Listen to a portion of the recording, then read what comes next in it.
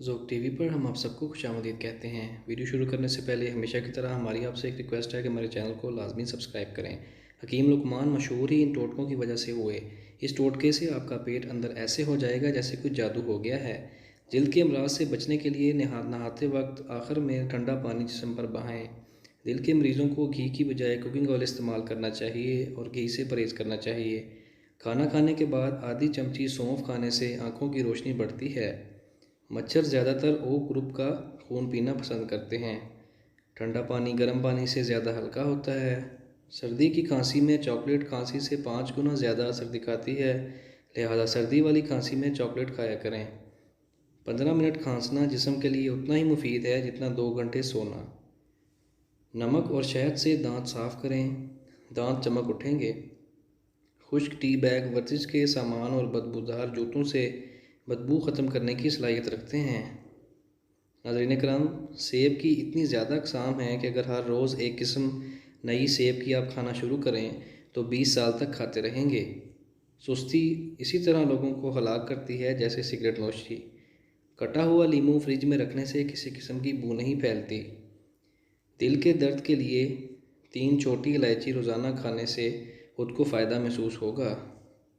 आँखों के गिर्द आहिस्ता आहिस्ता रोगन जैतून या रोगन बादाम की मालिश करें। चेहरे को पानी से गीला करके हल्का मसाज करने से दाने मुकम्मल तौर पर ख़त्म हो जाते हैं। नाज़रीन कराम, खाना खाने के बाद आधी चमची सौंफ खाने से आँखों की रोशनी बढ़ती है।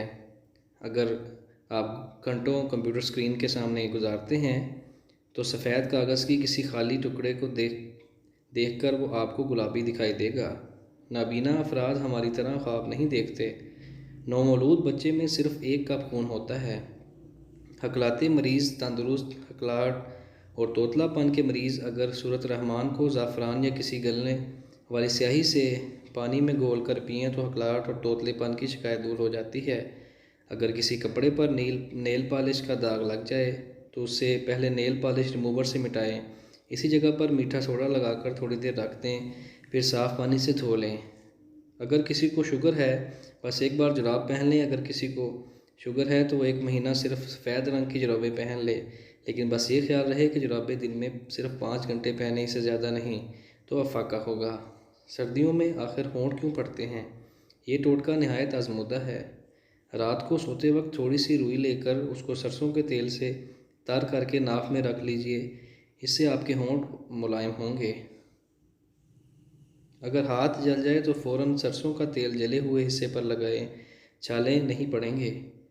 अगर किसी कपड़े पर रुआं आ गया है तो उसे अपने घुटने पर रखें और एक नए या इस्तेमाल शुदा रेज़र से उसे साफ़ करें, लेकिन उसे गीला ना करें। तमाम रुआं साफ़ हो जाएगा और कपड़ा बिल्कुल नया लगने लगेगा।